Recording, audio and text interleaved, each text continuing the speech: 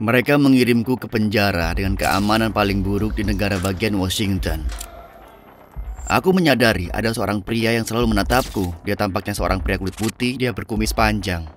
Dia berdiri dan berjalan ke arahku. Aku berpikir, oke, ini saatnya. Akhirnya aku berbalik dan Pria itu berkata, wah, tunggu dulu. Assalamualaikum. Aku berkata, apa? Dia berkata, hei, bagaimana kalau aku mengajakmu sholat Jumat? Imam mulai membaca Al-Quran. Yang kulakukan adalah aku berjalan ke barisan paling depan, lalu aku melirik. Aku melihat pria-pria berbadan kekar dan besar, tapi saat mereka berada di hadapan pencipta mereka menjadi rendah hati. Kapan Allah membuka hatiku? Itu adalah saat mereka bersujud. Saat itulah aku berkata, Omar, aku akan menjadi seorang muslim hari ini.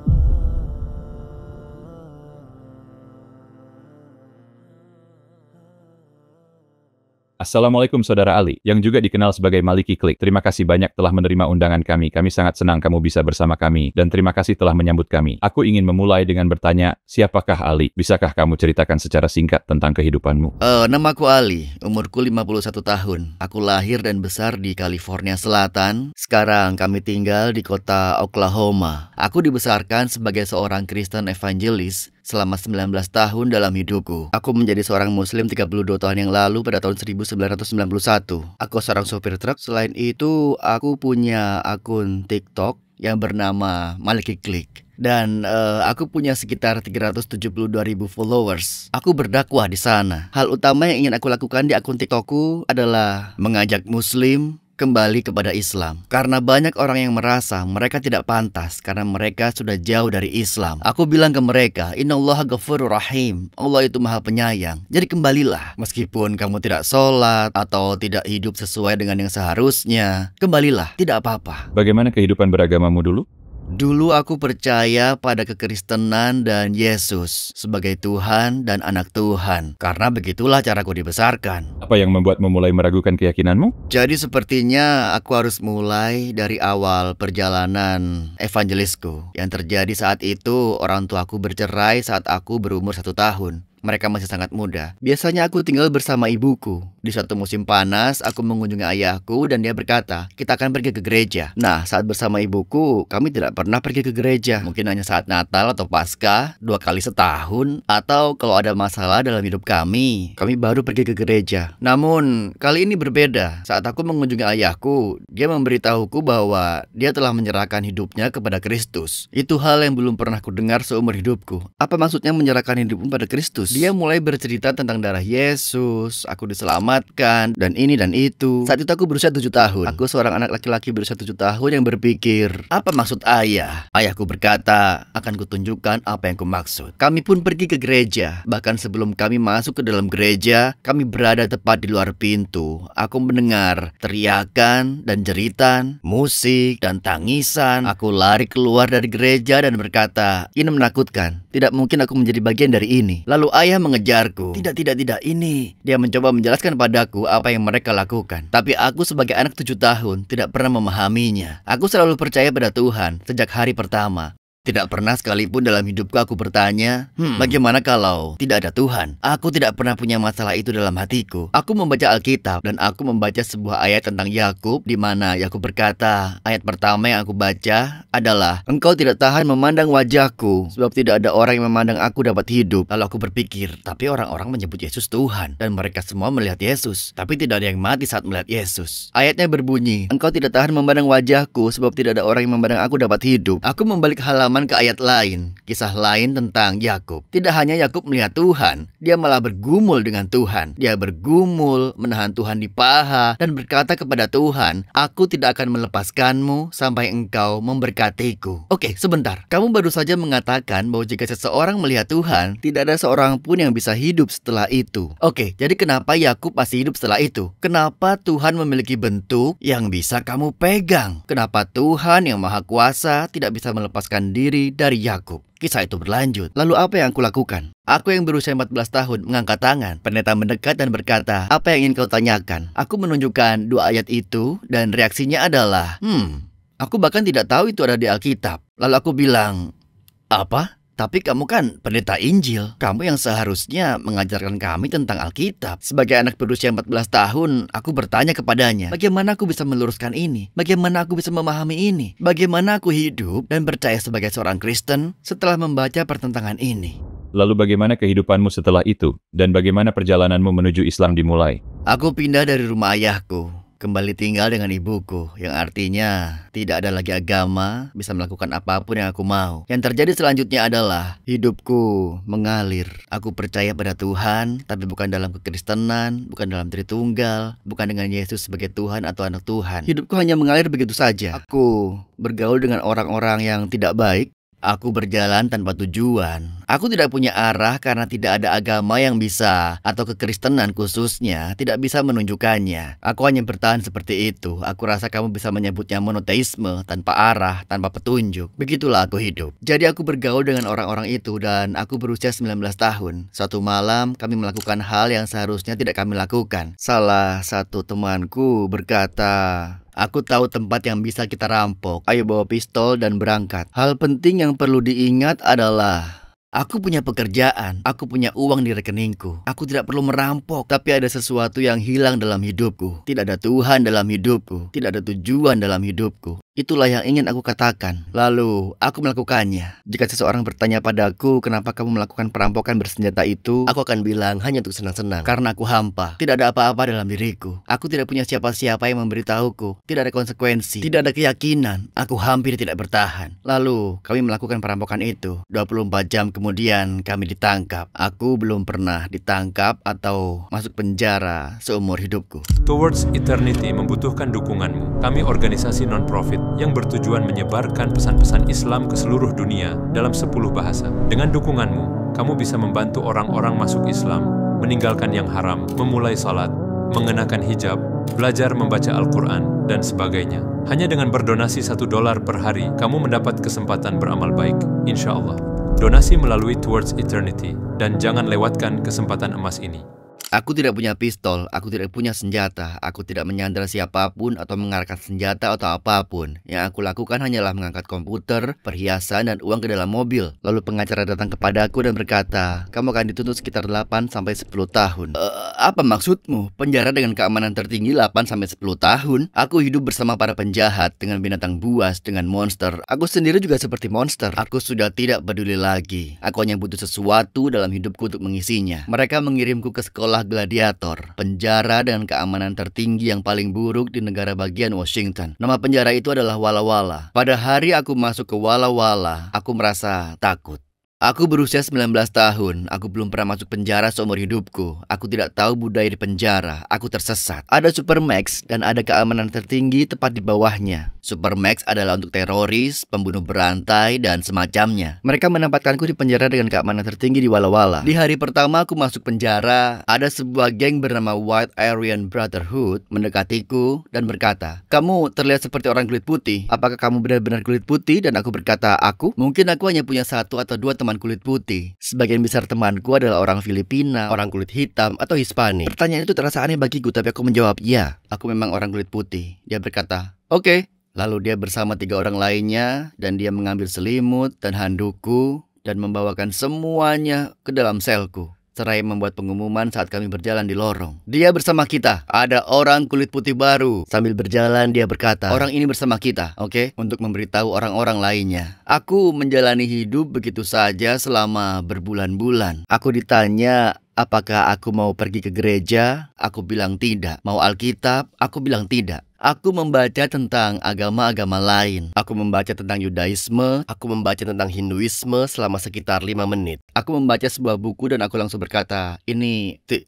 tidak mungkin. Singkatnya, 6, 7, 8 bulan kemudian, aku berjalan-jalan di lapangan sendirian, yang sangat berbahaya untuk dilakukan. Terus berjalan, ini terjadi selama berminggu-minggu. Aku memperhatikan ada seorang pria yang selalu menatapku. Dia tampaknya orang kulit putih. Dia berkumis panjang. Dia seperti orang kulit putih, tapi dia bersama orang-orang kulit hitam. Dia selalu menatapku dan aku berpikir bahwa dia punya masalah denganku. Aku mengira kami akan punya masalah. Jadi suatu hari aku sedang berjalan dan orang Orang itu berdiri dari meja-meja di lapangan. Dia terus menatapku sepanjang waktu. Dia bersama sekitar 5 orang Afrika Amerika bersamanya di belakangnya. Dia berjalan ke arahku. Aku berpikir, oke, ini saatnya. Aku akan diserang. Mereka punya masalah denganku. Aku selalu berjanji pada ibuku. Mereka terus berjalan ke arahku sampai mereka berjarak sekitar 10 meter dariku. Akhirnya aku berbalik dan memasang sikap kuda-kuda karena aku tahu apa yang akan terjadi. Orang itu berkata, wah.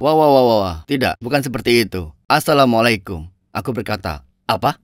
Dia melihat ke belakangnya. Oke, ini kelihatannya tidak baik. Ada orang-orang di belakangku, pria-pria berbadan kekar di belakangku, dan kami seperti mengejar satu orang. Lalu dia berkata, aku hanya ingin bicara denganmu sebentar. Aku berkata, oke, selama hanya denganmu saja. Dia berkata, maaf, ini tampak salah. Kami mendekatimu dengan cara yang salah. Kami mohon maaf, ini kesalahan kami. Jadi kami berjalan bersama, lalu aku tahu namanya Omar, dan dia dari Turki. Oke, kamu orang Turki pertama yang pernah kutemui. Dia berkata, apa yang kamu tahu tentang Islam? Aku sama sekali tidak tahu arti kata itu. Aku bahkan bilang ke mereka, Islam, bagaimana cara mengatakannya dalam bahasa Inggris? Dia berkata, Islam adalah agama. Aku berkata, oh, aku tidak tahu itu. Dia menjelaskan padaku tentang apa itu Islam. Kami terus mengobrol. Akhirnya suatu hari dia membawa sebuah buku yang dibungkus dengan handuk. Dia berkata dengan agak tegas, dia berkata, aku akan memberimu sebuah buku, tapi kamu harus memastikan kamu menjaganya tetap bersih dan tidak menistakannya. Jangan meletakkannya di lantai. Oke, janji?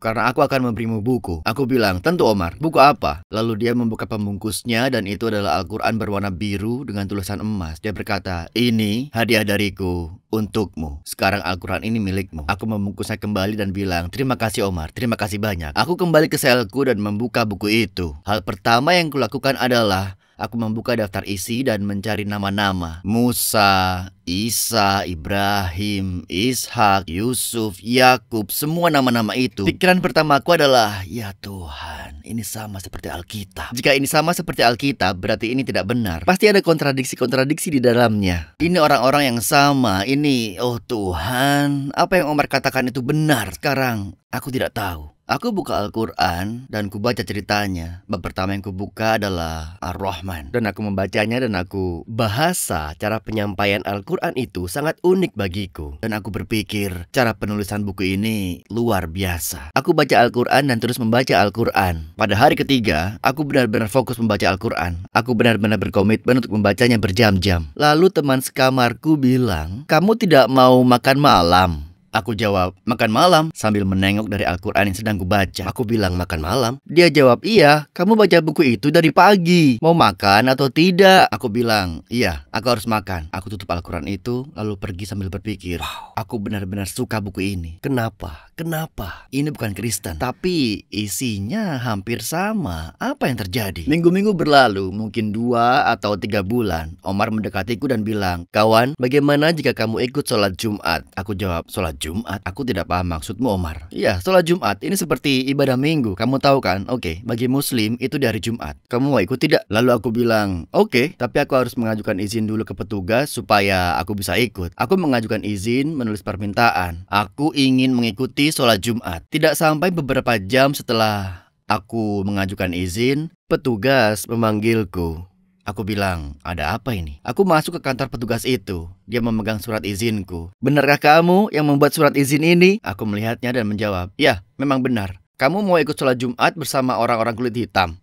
Aku jawab, mau mereka berkulit hitam, Hispanik, Asia? Ya, aku mau lihat apa yang mereka lakukan, cara mereka beribadah. Ya, tidaklah aneh bagiku untuk ingin pergi dan mengenal budaya dan orang lain sepanjang hidupku. Lalu dia bilang, hei, sejujurnya, jika kamu mau pergi, dia menyebut mereka dengan sebutan yang menghina. Jika kamu mau pergi dengan orang-orang itu, ketahuilah, kalau mereka menyerangmu dan mereka memukulmu, kami tidak akan melindungimu. Aku tidak akan mengirim penjagaku di sini untukmu. Jika kamu bergabung dengan orang-orang itu. Aku bilang, ya, tidak peduli. Aku tetap mau pergi. Dia langsung tanda tangan dan bilang, ini urusanmu. Ini, silakan pergi sholat Jumat. Aku tidak pernah takut dengan orang kulit hitam, atau Hispanik, atau siapapun. Apalagi orang yang religius. Aku cuma ingin tahu. Sebagai seorang Kristen, pertama kali aku pergi sholat Jumat, itu masih sebagai Kristen, bukan Muslim. Aku dikelilingi oleh orang-orang kulit hitam dan satu orang Turki yang sudah berdakwah kepadaku selama berbulan-bulan. Hal pertama yang aku alami di sholat Jumat adalah mendengar azan. Ketika pertama kali aku mendengar azan, rasanya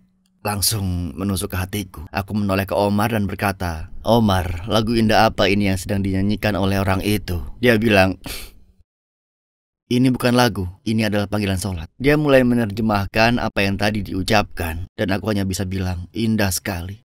Sangat indah." Lalu dia bilang, "Ayo aku tunjukkan apa yang biasa kami lakukan. Kita akan berwudu." Dia mengajarkanku cara berwudu, dan aku berwudu sebagai seorang Kristen. Cuma untuk merasakan pengalaman itu, aku berwudu sebagai seorang Kristen, sebagai seorang musyrik. Lalu aku duduk bersama Omar. Kami mendengarkan khotbah.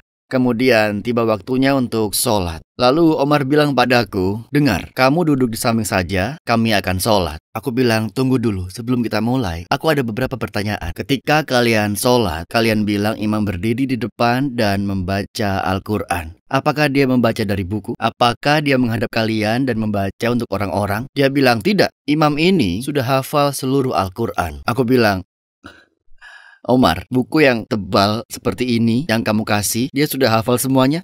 Dia jawab, "Ya, dan jutaan orang muslim sudah menghafalnya. Dari usia 7 tahun, 10 tahun, 12 tahun, wanita, pria, semua orang." Aku berpikir, wow. Semuanya terlintas di pikiranku. Orang-orang ini berbeda. Mereka memanggil kami untuk sholat dengan suara merdu yang indah. Mereka mencuci tangan, siku, lengan, wajah, dan kaki mereka sebelum menyembah Tuhan. Kami tidak pernah melakukan itu. Kenapa kami tidak melakukannya sebagai orang Kristen? Kenapa kami tidak punya, kamu tahu, kenapa kami punya gitar dan drum dan nyanyian di dalam gereja? Kenapa kami tidak melakukan ini? Ini indah sekali. Rasanya alami untukku, normal sebenarnya. Sebagai seorang Kristen yang ikut sholat Jumat, aku merasa kembali ke asal. Meskipun aku bukan Muslim pada saat itu. Lalu Omar bilang, "Dengar, oke, berdiri di sini atau duduk di sini. Kami akan membuat barisan dan kami akan sholat. Nanti baru kita ngobrol setelah ini. Kalau ada pertanyaan, kamu bisa tanya." Aku bilang, "Oke." Lalu mereka mulai sholat. Imam mulai membaca Al-Quran dan aku berpikir lagi, dia tidak cuma membaca, dia menghafal. Orang-orang ini saling mencintai, saling memanggil untuk sholat. Tapi kalau ada yang ingin tahu, Ali, apa yang mengubah hatimu? Kapan itu terjadi? Bagaimana itu terjadi? Kenapa itu terjadi? Mudah, aku akan ceritakan. Dengan semua hal yang sudah aku sebutkan sebelumnya, azan, menghafal Al-Quran, semua hal itu, hal yang paling mengesankan bagiku, hal yang mengubah hatiku. Aku bangkit dari tempatku. Mungkin seharusnya aku tidak bangkit. Omar bilang aku tetap di tempat, tapi aku ada di sana untuk pengalaman itu. Aku ingin merasakan semuanya. Yang aku lakukan, aku pergi ke baris depan dan aku melirik. Aku melihat ke baris pertama karena aku ingin tahu apakah ini nyata. Apakah orang-orang ini nyata? Bagaimana penampilan mereka saat beribadah? Aku melihat pria-pria kekar, pria besar, tapi saat mereka berdiri di hadapan pencipta mereka, mereka menjadi rendah hati. Dan semua wajah garang itu tidak terlihat. Mata mereka tertunduk dalam kerendahan hati sepenuhnya kepada pencipta mereka. Aku berdiri di sana seperti ini, melihat mereka dan bilang, wow. Tapi sekali lagi, jika ada yang ingin tahu momen itu, kapan Allah membuka hatiku, itulah saat mereka bersujud. Saat mereka bersujud dan aku melihat mereka memenuhi panggilan azan, menyucikan diri, membaca Al-Quran, merendahkan hati, lalu bersujud. Itu dia. Itulah saatnya di mana aku berkata, orang-orang ini luar biasa. Dan aku belum pernah dalam hidupku melihat ibadah kepada Tuhan sampai sekarang, hari ini. Mereka sudah melakukan semuanya. Seperti yang aku katakan, azan, wudhu, membaca Al-Quran, dan kemudian mereka beribadah. Itu dia.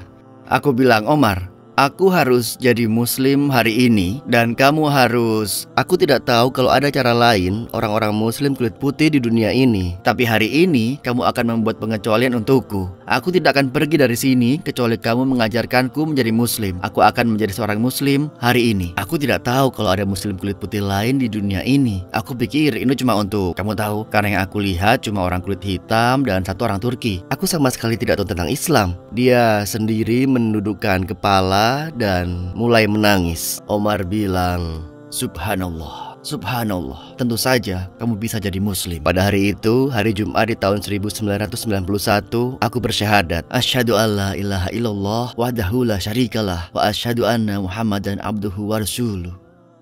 Lalu aku menjadi seorang muslim. Lalu bagaimana perasaanmu saat mengucapkan syahadat? Bisa ceritakan momen-momen itu? Rasanya seperti mimpi. Bukan hanya tentang persaudaraan, seperti aku benar-benar bersama Tuhan untuk pertama kalinya dalam hidupku. Seperti benar-benar bersama Tuhan. Seperti benar-benar berada dalam hadirat Tuhan. Benar-benar menjadi bagian dari sesuatu yang nyata, yang menyembah Tuhan. Di sini, momen ini, inilah alasan aku dilahirkan. Inilah alasan aku seharusnya hidup untuk menjadi seorang muslim. Bagaimana kamu memberitahu orang tuamu tentang ini bahwa kamu masuk Islam? Apa reaksi mereka? Tidak baik, aku menelpon ayahku seperti yang selalu kulakukan di penjara. Aku bilang jika aku sudah menjadi muslim. Ayahku ingat dia seorang Kristen yang sangat taat. Dia bilang, apa? Aku bilang, aku seorang muslim sekarang. Kamu menyembah dewa bulan? Tidak, aku tidak menyembah dewa bulan atau bulan. Aku menyembah satu Tuhan, Tuhannya Yesus, Tuhannya Musa dan Ibrahim. Dia bilang, tidak. Dengar, kamu masuk Islam, dia mengucapkan kata-kata kasar. Lalu dia memberiku ultimatum. Dia bilang, dengar, kamu tahu warisan 6 digitmu? Warisan 6 digitmu itu semua akan hilang. Semua yang akan kamu warisi, semua yang akan kamu warisi dariku, hilang. Keluargaku bekerja di industri minyak, jadi sangat kaya. Aku bilang, kamu akan mengusirku? Dia bilang, jika kamu tetap bersikeras dengan agama Islam ini, kamu sudah mati buatku. Semua bagian warisanmu hilang. Dia bilang, anakku, jangan uji aku. Besok aku akan pergi ke pengacaraku dan memintanya mengubah wasiat. Dan kamu akan benar-benar tidak punya uang. Kamu tidak akan punya warisan sama sekali. Tidak ada yang kamu dapatkan dariku. Kamu sudah mati buatku, mati buat semua saudaramu. Selesai. Jadi, pikirkan dengan sangat hati-hati kata-kata yang kamu ucapkan. Sekarang, apakah kamu akan meninggalkan Islam atau tetap tinggal di agama palsu ini? Aku bilang, sebelum aku menjawab itu, izinkan aku mengatakan sesuatu. Aku akan mematuhimu dalam segalanya kecuali satu hal ini. Dia bilang, kenapa? Sebelum kamu mati bagiku, jelaskan padaku kenapa. Aku bilang, ayah, aku harus membuat keputusan sendiri. Ada sesuatu yang lebih dari warisan 6 digit. Ada sesuatu yang lebih dari mewarisi properti. Ada sesuatu setelah kehidupan ini. Aku tidak peduli dengan kehidupan ini. Jadi, jika menyangkut soal keselamatan, kamu bisa simpan uangmu. Berikan saja kepada saudara-saudaraku, berikan ke amal, aku tidak peduli. Aku harus tetap menjadi seorang muslim dan hidup sebagai seorang muslim. Dan inilah aku, 32 tahun kemudian, seorang muslim. Alhamdulillah. Setelah itu, aku bersikeras untuk menjadi seorang muslim dan tetap menjadi seorang muslim. Aku menerima surat. Sekitar 2 minggu kemudian, aku menerima surat lewat pos. Dia benar-benar melakukannya, dia pergi ke pengacaranya. Jumlah yang seharusnya aku warisi adalah $600.000. Itu di awal tahun 90-an. Jadi itu jumlah uang yang cukup besar. Lalu, mengapa kau harus memberi harga pada aku tidak peduli jika itu $600 juta? Lihat, kamu dan aku akan dimasukkan ke dalam kubur. Dan kita akan berada di hadapan Allah Subhanahu wa Ta'ala yang maha perkasa. Kita akan dihisap tentang apa yang telah kita lakukan dalam hidup. Lalu bagaimana dengan ibumu dan saudara-saudaramu? Jadi, ibuku tidak mengerti. Tapi dia mendukungku ketika seluruh keluargaku mengusirku. Mereka mengusirku selama 15 tahun.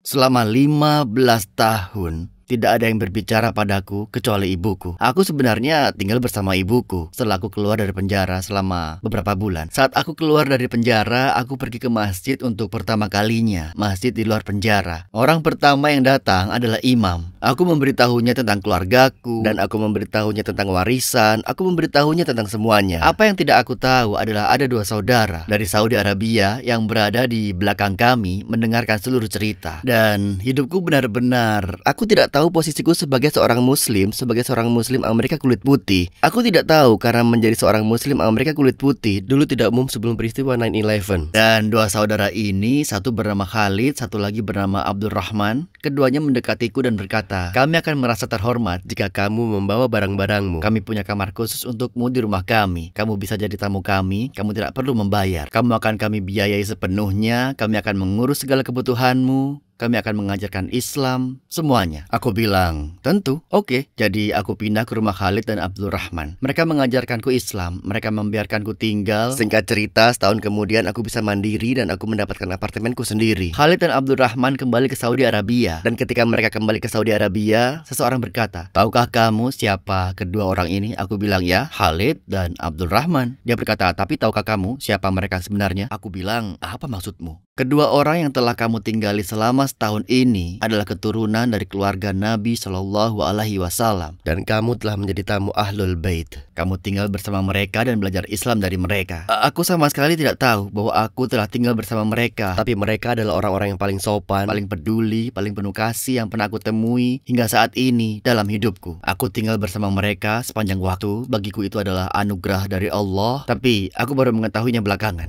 Setelah menjadi Muslim, kontradiksi apa lagi yang kamu temui dalam agama Kristen? Kontradiksi terbesar adalah Alkitab itu sendiri, seluruhnya. Kenapa? Akidah Kristen, jika boleh dibilang, mengatakan bahwa kamu harus mengaku dengan lidahmu bahwa Yesus Kristus mati untuk dosa-dosamu, dan kamu akan diampuni. Yesus dalam Alkitab dikatakan, tidak ada seorang pun yang bisa mencapai surga atau kerajaan Allah selain melalui aku, selain melalui Yesus. Oke, tapi ada masalah. Banyak nabi, bahkan 99,9% dari para nabi hidup sebelum Yesus. Mereka tidak pernah tahu apa yang dia katakan. Akidahnya yang katanya, kamu harus mengaku bahwa aku akan mati untuk dosa-dosamu. Aku bertanya-tanya, sebagai seorang Muslim dan mantan Kristen, benarkah? Bagaimana kamu bisa mempercayai apa yang kamu percayai? Sejujurnya, apakah kamu bersedia memberi kesempatan pada Islam? Apakah kamu sebagai seorang manusia, sebagai keturunan Adam, sebagai seseorang yang tertarik pada kebenaran, tidak ingin mempelajari tentang kami? Kamu tidak perlu mempraktikkan Islam. Tapi, apakah kamu tidak ingin belajar tentang siapa kami? Apa kamu tidak ingin belajar tentang apa itu Islam? Apa kamu tidak ingin mendengarkan kami? Dan jawabannya biasanya tidak. Seperti yang aku katakan, mereka tidak ingin tahu. Ketika kami datang ke rumahmu, kami melihat Alkitab yang sangat tua di sudut. Bisakah kamu jelaskan kenapa kamu membeli itu? Alkitab ini, aku membelinya di toko barang antik. Ini berasal dari sekitar tahun 1825 atau 1836, antara periode itu. Hal pertama yang aku perhatikan tentang Alkitab ini adalah halaman pertama. Ini adalah peta Palestina. Peta Palestina, bukan Israel, yang sangat-sangat menarik. Yang juga sangat menarik adalah aku memeriksa ayat-ayatnya. Salah satu ayat favoritku adalah Matius 7 ayat 21-23. Ada beberapa ayat yang hilang, tidak ada lagi. Aku mencarinya dan memang tidak ada. Ayat-ayat tersebut tentang apa? Ayat ini tentang Matius 7 ayat 21. Pada hari terakhir banyak orang akan berseru kepadaku. Ini Yesus yang berbicara. Ini poin besar lain tentang kekristenan, dan ini Yesus yang berbicara. Pada hari terakhir banyak orang akan berseru kepadaku. Tuhan, Tuhan, menyebutnya sebagai Tuhan. Yesus yang berbicara. Tuhan, Tuhan, bukankah kami bernubuat demi namamu, dalam nama Yesus, dan mengusir setan demi namamu, dan mengadakan banyak mukjizat demi namamu juga, dalam nama Yesus, bukan Tuhan. Lalu apa yang Yesus katakan? Aku tidak pernah mengenal kamu. Nyala daripadaku, kamu sekalian pembuat kejahatan. Nyala daripadaku. Itu yang Yesus lakukan di hari kiamat, menyingkirkan umatnya sendiri. Mengapa? Karena mereka tidak menyembah Tuhan. Mereka melakukan segala sesuatu dalam nama Yesus. Orang Kristen punya jawaban untuk ini. Orang Kristen berkata, tunggu sebentar, ini berbicara tentang nabi palsu. Maksudnya seperti Paulus yang menciptakan agama Kristen. Maksudmu Paulus kan ketika kamu mengatakan orang Kristen palsu? Tapi yang menarik adalah Yesus berkata, kamu sekalian pembuat kejahatan. Jika kamu berdoa dalam nama Yesus, dan kamu melakukan mukjizat dalam nama Yesus, dan mengusir setan dalam nama Yesus, dan Yesus tetap berkata, kamu tidak sah, kamu telah melanggar hukumku. Mengapa kamu menyebutku Tuhan? Mengapa kamu berdoa dalam namaku? Tidak ada sekutu bagiku. Dengarlah hai Israel, Tuhan Allahmu itu Esa. Bukan 3 dalam 1, bukan 1 dalam 3. Bukan Bapa, Anak, Roh Kudus. Mengapa Kristen harus begitu misterius dan membingungkan? Orang Yahudi berkata, dengarlah hai Israel, Tuhanmu adalah satu. Orang Muslim berkata, la ilaha illallah. Orang Kristen berkata, Yesus berkata, aku adalah aku. Kenapa Yesus dalam Alkitab tidak pernah berkata, aku adalah Tuhan, sembahlah aku adalah yang satu, aku adalah Yesus, sembahlah aku. Hal itu tidak pernah terjadi. Tapi seperti yang aku katakan padamu sebelum wawancara ini, semakin kamu membaca kitab ini, semakin tidak mungkin untuk menjadi seorang Kristen dan menyebut dirimu sebagai pengikut Yesus. Tidak mungkin. Lalu bagaimana dengan hubunganmu dengan ayahmu? Bagaimana dia mulai berbicara denganmu setelah 15 tahun? Aku bahkan tidak tahu apakah kami masih berbicara. Sulit untuk menjawab pertanyaan ini saat orang bertanya kepadaku. Kami berbicara, tapi hampa. Keluargaku tidak ingin melihatku. Alhamdulillah, para sahabat juga melalui hal yang sama. Itu tidak apa-apa. Memang berat, sulit. Akan lebih baik, akan lebih menyenangkan jika aku bisa memiliki keluargaku, terutama kesulitan keuangan yang pernah aku alami di masa lalu. Akan lebih baik. Namun lebih baik juga bergantung pada Allah Subhanahu wa Ta'ala dan 2 miliar orang yang aku sebut saudara-saudariku dalam Islam. Setelah melihat kisah dan unggahanmu di TikTok, apakah ada yang terinspirasi dan menjadi Muslim? Ada banyak orang di TikTok. Jadi aku telah menjadi muslim selama 32 tahun. Di TikTok aku telah membawa 6 orang ke Islam. Salah satu dari 6 orang itu membawa 125 orang ke Islam. Namanya Rob dan dia bersyahadat. Sebuah kisah menarik tentangnya. Aku melakukan siaran langsung di TikTok, melakukan apa yang sedang kita bicarakan. Lalu, Rob, inilah mengapa aku ingin membicarakan ini. Inilah mengapa sangat penting bagaimana kamu bersikap terhadap orang lain. Dia bergabung ke siaran langsungku sebagai seorang non-muslim. Dan kata-kata pertama yang keluar dari mulutnya adalah, "Aku sudah menontonmu. Ini ada di channel YouTubeku, kamu bisa menontonnya." Kata pertama yang keluar dari mulutnya, "Aku sudah menontonmu." Apa yang kukatakan padamu? Semua orang menontonmu kan? Yang tidak ku ketahui bahwa Rob itu terjadi secara kebetulan. Tidak secara kebetulan, itu sudah ditakdirkan oleh Allah Subhanahu wa Ta'ala. Dia akan bunuh diri pada malam itu seperti yang diceritakannya sendiri. Dia juga membuat video akan bunuh diri. Dia baru saja melakukan misi dakwah dan membawa 125 orang ke Islam dalam kurun waktu 6 bulan. Jika kamu diberi kesempatan untuk berdoa dan kamu tahu itu akan diterima, kamu akan berdoa apa? Doa yang kupanjatkan hampir setiap hari. Ya Allah, berikan kemenangan pada rakyat Palestina. Ya Allah, marilah kita bersatu di ilmu yang bermanfaat. Namun terutama untuk rakyat Palestina, untuk rakyat Uighur, untuk setiap muslim yang tertindas di seluruh dunia. Aku mohon agar Allah Subhanahu wa Ta'ala membebaskan mereka. Tidak hanya membebaskan mereka, tapi memberi mereka kemenangan atas para penindas dan para tiran yang berkuasa atas mereka. Itu yang kuharapkan. Apakah kamu pernah melihat Nabi Muhammad SAW dalam mimpimu? 2 kali. Alhamdulillah. Dalam mimpiku aku berjalan di atas pasir, di jalan berangin dengan batu di atasku. Aku menunduk dan kulihat jejak kaki. Aku berkata, aneh sekali, ada jejak kaki di batu. Aku berteriak dalam mimpi, siapa yang menaruh ini di sini? Ini jejak kaki siapa? Lalu aku mendengar suara di belakangku berkata, ini jejak kaki ayahmu, Ibrahim. Aku berkata, nama ayahku bukan Ibrahim. Dia berkata, Nabi Ibrahim. Aku berbalik dan subhanallah, di sanalah dia, Rasulullah Shallallahu Alaihi Wasallam. Tepat sebelum aku sampai padanya, aku ingin berlutut dan memeluknya. Namun mimpi itu berakhir. Jadi aku terbangun dari mimpi itu, rindu untuk melihatnya lagi dalam mimpiku. Bertahun-tahun kemudian aku melihatnya. Aku berada di padang pasir dan aku melihat di kejauhan. Dia memegang tanganku dan berkata, aku ingin kau bertemu orang lainnya. Dia duduk dan aku duduk tepat di sebelahnya. Kemudian dia berkata, sekarang lihat ini Abu Bakar As-Siddiq. Dia berkata, dan di sini ada Umar bin Khattab, dan ini Utsman bin Affan, dan ini adalah Ali bin Abi Thalib. Mereka semua mencintaimu. Aku berpikir dalam mimpi itu, mengapa mereka mencintaiku? Aku bukan siapa-siapa, mengapa mereka mencintaiku? Namun alhamdulillah itu adalah salah satu mimpi terbaik yang pernah aku alami dalam hidupku. Aku mencintaimu Rasulullah. Aku mencintaimu. Saudara Ali, terima kasih banyak karena telah berbagi cerita. Kami belajar banyak darimu dan kami benar-benar terinspirasi darimu. Jazakallah khairan. Semoga Allah membalasmu atas semua usahamu untuk agama ini. Wa ya ki amin. Terima kasih telah mengundangku. Ini merupakan suatu kehormatan.